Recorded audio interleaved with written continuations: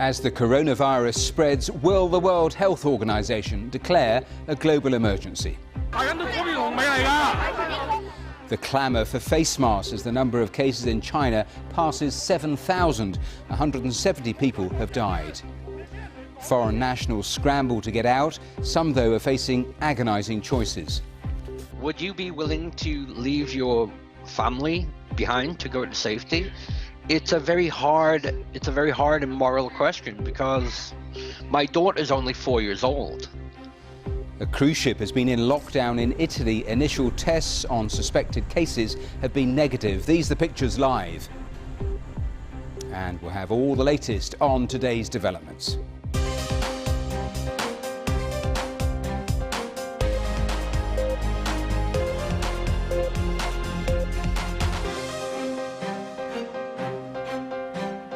Also on Global, the countdown to Brexit. As Britain prepares to leave the EU, we'll ask how tough will it be to find its place in the world. And we'll get the latest from Washington on Donald Trump's impeachment trial. Will the Senate vote for witnesses? This is Global.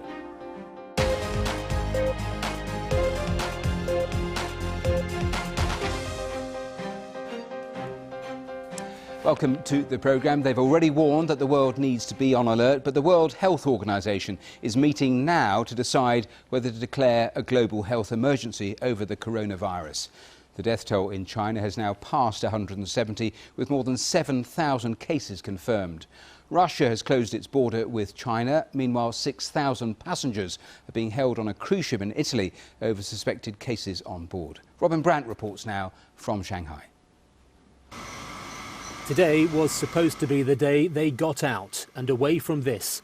The death toll and the number infected continues to rise here in China. The city of Wuhan is the epicenter of the outbreak. We were really worried about the reports of younger and younger children becoming sick. And at the time they said it was fine, but when I received a call the next day, they said that only I could go and my son would have to stay, and which obviously was very devastating to hear. English teacher Natalie's son can't go because he has a Chinese passport. Chris Hill has a similar problem. His wife and daughter have dual nationality. Would you be willing to leave your family behind to go to safety? It's a very hard and moral question, because my daughter's only 4 years old, so it's a very hard choice to make. Other countries have got their people out. Japan and the US with the first of several planned flights. India and Australia are among those planning others. For British citizens, quarantine on a military base or an NHS facility back in the UK awaits.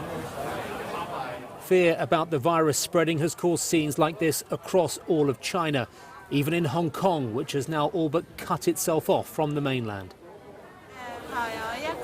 I queued for an hour and 10 minutes and bought 2 boxes of masks. We were running out of them at home. Hong Kong should act like Taiwan to stop exporting masks and keep them for the locals so that we don't have to queue for hours. More cases are being reported around the world. In Italy, passengers on a cruise ship are being held on board because of 2 suspected cases among them.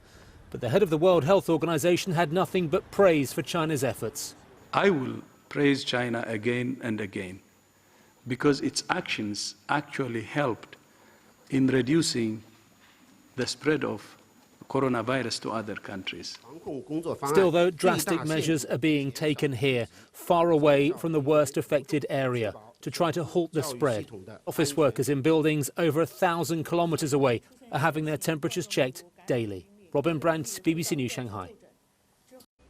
Well, before we move on, I just want to take you and show you the live pictures of that cruise ship you saw in Robin's piece, because the scene this evening there, as that ship is still being held there, and all of those passengers, 6,000 or so passengers on board, as they continue that process of tests. Now, the initial tests have been negative, but an alert was raised, and so they'll be absolutely determined to go through the whole process, rule out that this is coronavirus absolutely completely before any of those passengers are allowed off and that ship is allowed to move on. And more generally, we've of course heard from Costa MSC and Royal Caribbean. They've been cancelling cruises out of China through the last 24 hours. So the ramifications of the coronavirus spreading further and farther afield. Well, let's get more from Mark Lowen, our correspondent. He's in Rome monitoring developments on that particular aspect of the story on that cruise ship. Let's hear the latest from him.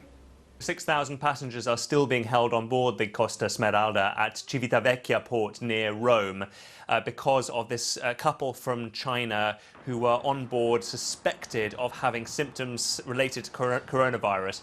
But we have now heard from the Italian news agencies quoting sources from on board saying that the initial results are negative on the test of this woman. She's 54 years old, she's from Macau, and she had had some respiratory problems and a fever. So the initial results, according to the Italian press, are coming through saying that there is no coronavirus on board. Now that, of course, if confirmed, would be a huge relief, because had the tests proved positive, then getting through testing 6,000 passengers, not to mention the crew, could have taken days and could have taken a lot of time in quarantine. So if confirmed, it would be a huge relief to the passengers on board and, of course, the Italian authorities as well. We're still waiting for a final confirmation from the Italian health authorities. As for the wider picture, well, the Italian government is sending a plane to Wuhan, the epicenter of the virus in China, within the next 72 hours to evacuate its nationals. Some 40 Italian passport holders will be coming back here to Italy.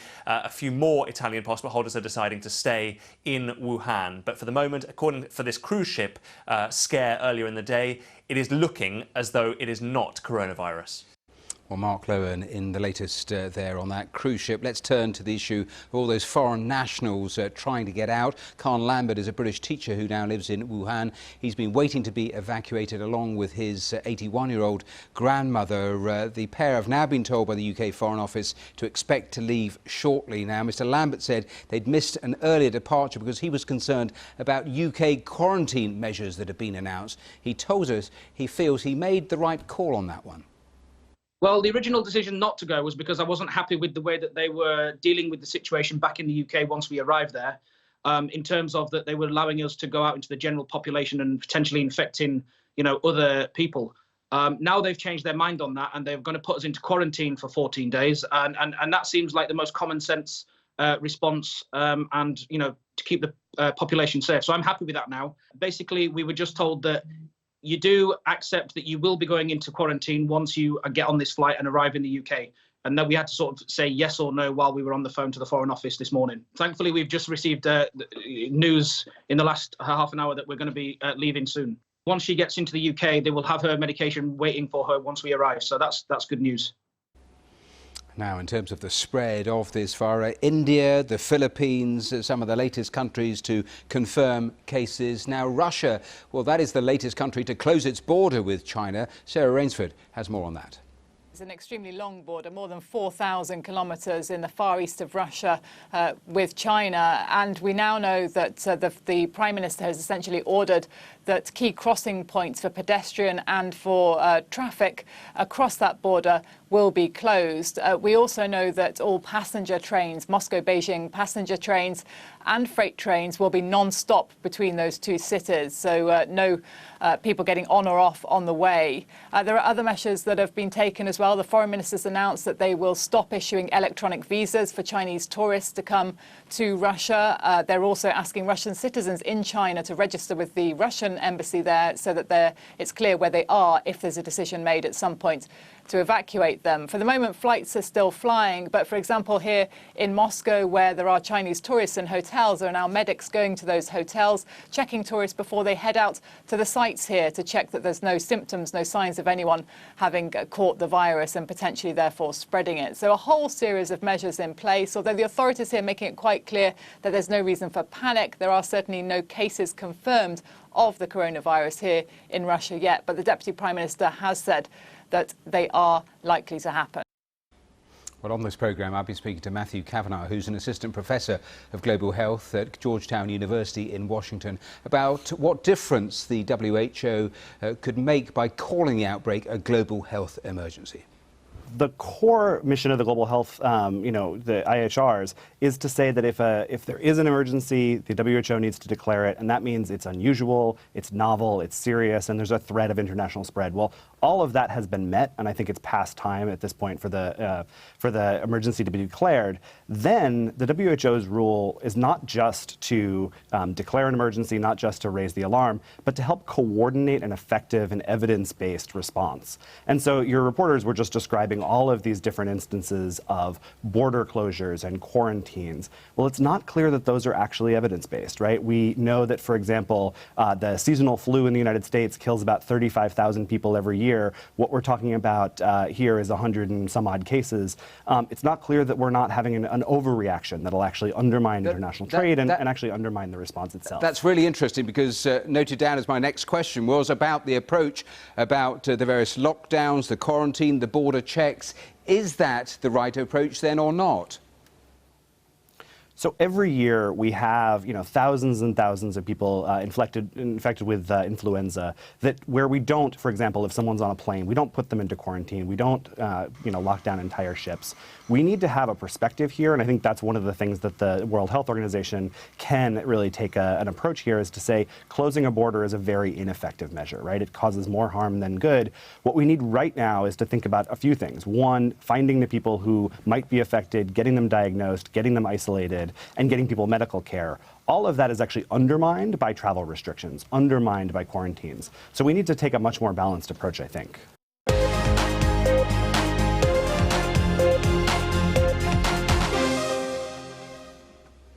Now let's turn to Brexit, because it's an historic moment. This week sees the UK leave the European Union after 47 years of membership. The departure, which has been delayed twice, will be marked by a rally tomorrow outside the Houses of Parliament by Eurosceptics. Those who campaign to remain say they won't be marking the event. Well, let's talk to Margaret Macmillan, Professor of History at the University of Toronto. Margaret, welcome here onto the programme, because as a historian, I'm interested in terms of how you view the events we're seeing playing out. Well, it's another episode in the long and often complicated history of the relationship between the British Isles and the rest of Europe. And you notice that I say the rest of Europe because, from a Canadian perspective, the British Isles are part of Europe. And the relationship goes back to the time of the Roman Empire. It's sometimes been good, it's sometimes been bad, but it's a relationship which is going to remain even if Britain isn't part of the European Union. Well, that's what I wanted to come to. The UK's history is so intertwined with that continent next door. Can it disentangle successfully, do you think, going forward? Well, I don't think it can. I mean, geography means it can't disentangle. The links between the continent and the British Isles are so many and so varied. Movements of people, movements of ideas, movements of trade. I know that the British government is going to be looking for trade relationships with countries around the world, but the obvious and the easiest one, of course, is the one right at hand on the continent, and it's Britain's biggest trading partner. And I don't think that is going to change. It may be affected, clearly, but the relationship is on so many levels, and it's personal, and it's ideas, and it's government, and I think that is going to continue. I won't rehearse all the arguments around trade, because depending on your political perspective, you have a different argument about what happens going forward. But that clearly is one of the huge areas. We'll see how it pans out. But the other area, I suppose, in terms of that relationship between the European continent and the UK is during times of conflict. And that, of course, remains how that works in the future. Yeah, I think Britain has always had to take notice of what's happening on the continent of Europe. And it's long been a long-standing British policy to intervene if it looks like any one power is getting too powerful, because they don't want a continent dominated by just one power. And so Britain intervened against Napoleon, it intervened before that against Louis XIV, it intervened, of course, in the First World War, and again in the Second World War against Hitler, and in the Cold War against Stalin's Soviet Union. And so I think the British are going to have to pay a lot of attention to what happens on the continent. And of course, they're going to have to look for friends and allies, because... Does it make us more dependent on the United States, do you think? Well, that's what I was going to say. I think I've always thought it's a bit of a dream that the British have a special relationship with the United States. And particularly, I think, under this administration, which puts American interests first, which doesn't really seem to care about traditional alliances. I think if the British government is hoping for a close and friendly relationship with President Trump's administration, they're going to have a very nasty awakening. Two final questions. If the EU succeeds or fails, and again politically there are different views on what lies ahead for that institution, but either scenario, that still will impact the UK, won't it? Yes, I mean, trouble on the continent is right on Britain's doorstep. And of course it's going to impact the UK. I mean, it cannot but have an impact on the United Kingdom.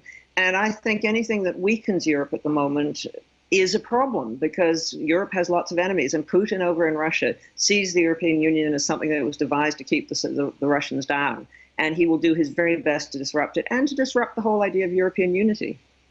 A final question. William Waldegrave, a former Conservative minister, wrote a book recently where he said the UK effectively has to accept it's a middle-sized country with limited influence. Forget about those empire days and all of that. Is he right, or is there an opportunity here still for the UK to punch above its weight? Well, I think the expression punch above your weight is a dangerous one. I mean, I think I agree with William Waldegrave. I mean, I come from Canada, so we've long since accepted we're a middle power in a world of great powers. And I think the British have to accept that. I mean, the empire was a moment, but it's gone, and it's not going to be reconstituted. And you are a nation of some 60 million people. You may get smaller depending on what happens in the north of Ireland and Scotland. And that means you do not have the capacity to act as a great power anymore. Well, Margaret Macmillan, thank you so much for joining us live there from Toronto. Thanks for being on the programme. Thank you. Just a reminder, we have special coverage of the UK's departure from the EU here on BBC World News throughout Friday. We also begin this Thursday evening in Brussels at 2000 GMT when Ros Atkins presents a special edition of Outside Source.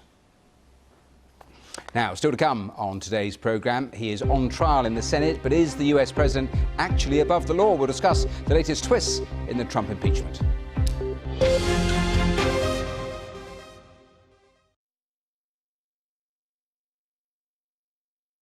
Follow the food, in association with Corteva Agri-Science.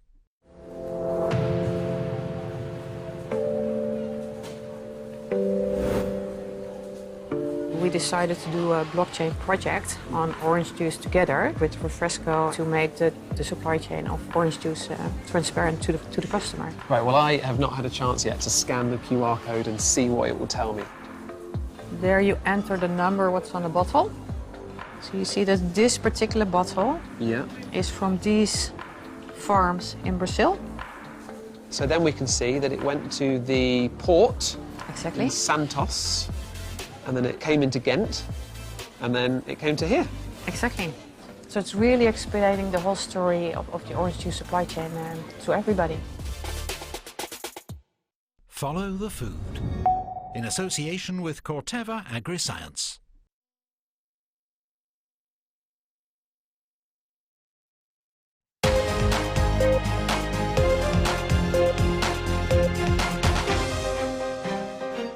Welcome back to the programme now. Israel's Prime Minister Benjamin Netanyahu has been in Moscow today, attempting to sell Donald Trump's Middle East peace plan to Russia's Vladimir Putin. The pair met to discuss the plan, which has been dismissed by Palestinians who say Jerusalem is not for sale. They've been offered financial incentives to follow a path towards statehood, but their land will only be a truncated territory surrounded by Israel and threaded through with settlements. Well, the Palestinian Prime Minister has been talking to our correspondent Ola Giran in Ramallah. He expressed disappointment with Britain's response to this peace plan. Prime Minister Boris Johnson has said no deal is perfect, but this has the merit of a two-state solution, and he's urged the Palestinian president for once to engage and get talking. I was listening to the phone call. I was there when the foreign minister spoke to our president. It was a very warm phone call, and the statement he said, or what he mentioned on the phone call, it was very encouraging, and we were hopeful that the political statement in reaction to the ultimate deal could have been much better than what we heard. I'm sure there will be always a room for improvement. Obviously, Britain is now out of Europe, and therefore maybe you need to be more closer to United States, which is something we understand. So you were disappointed by the statement? I was hoping for much better. Palestinian Prime Minister talking to Ola Giran. Let's turn to Washington because President Trump's impeachment trial in the US Senate, well, that resumes within the hour with senators set to question the Trump legal team. One of the legal team, a Harvard professor, provoked surprise yesterday when he laid out this defense of presidential power. Have a listen to this. Every public official that I know believes that his election is in the public interest. And mostly you're right. Your election is in the public interest. And if a president does something which he believes will help him get elected in the public interest, that cannot be the kind of quid pro quo that results in impeachment. Alan Dershowitz, well, that argument was dismissed by the chief Democrat prosecutor from the House of Representatives, who said it boils down to believing a president is above the law. Have a listen. What they do not want is they do not want you to hear John Bolton. And why?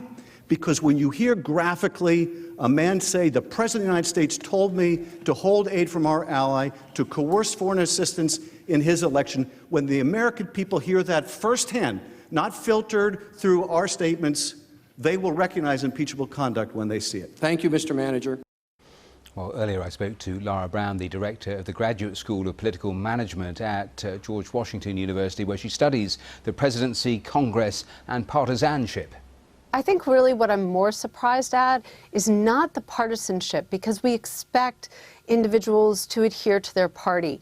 But what is surprising is sort of the rigidity with which the partisans are viewing this entire debate. There is this sense of loyalty, and there is this sense that no one, at least on the Republican side, wants to break from the team that is the Republican Party. And that is really what is surprising, because in the past, we have certainly seen many individuals put either the institution, meaning Congress, or the country, meaning the public interest, above their partisan interest. And in this situation, we just are not seeing that.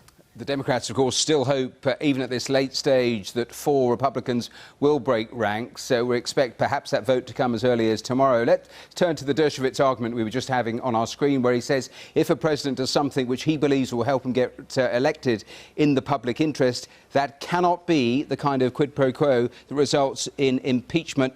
Now, lots and lots of commentators instantly latched on to that and were quite shocked by that. What did you make of it? Oh, I think it's absurd. I mean, at the most basic level, it is important to realize that we actually have a provision in our federal election law that says quite explicitly that you cannot solicit foreign assistance for campaign help. We have also, since the early 1900s, prevented essentially all levels of partisan activity and electoral activity from commingling with public service activity. And it is true that when you look at, say, if a president goes to do an event, say, in Florida that is related to his presidency, then he follows that with a fundraiser in the evening. The party organizations pay for the fundraising costs, and the country pays for the presidency costs. So the idea that these have not been long established different spheres is just absurd. So no blank check. Final thought on executive privilege or national security concerns as a way of blocking John Bolton's evidence if those senators were to vote for witnesses. In that eventuality, are we heading for the mother of all dust-ups in the courts? Well, look, we might be heading toward the courts, but I think it's really important to realize that the president, in talking about his sort of conversations with John Bolton, has in some important legal ways potentially waived his right to claim executive privilege. And there are also reasons why the president might not want to claim it, most notably that the court would then have discovery authority to look into whether there was fraud or corruption. Of course, those proceedings start in about half an hour's time again in the Senate. Before we take a break, let's return to our main story, bring you right up to date with the coronavirus, because at 18:30 GMT we have that update from the WHO about whether they're going to describe this a global health emergency. We've had the continued spread, Philippines and India confirming that they've had cases today, and of course foreign nationals still trying to get out. To the British Foreign Office confirming that flight of British nationals will leave in the early hours of tomorrow morning from China. And in China, we now have 7,000 cases, more than 7,000 cases confirmed, and of course 170 people now confirmed to have died from the coronavirus. So those are some of the latest figures from China. Let me take you to Italy, show you the boat there, because of course whilst all of that has been going on in China, this cruise ship has been in lockdown there in Italy. 6,000 passengers on board, and it has been like that for some little while because a worry that there were cases of the coronavirus on board. They've been doing the tests. The initial test results have been negative, a real relief there, but still the passengers not allowed off that cruise ship, and that cruise ship remains there in dock. We're back in half an hour. Hopefully I'll see you then.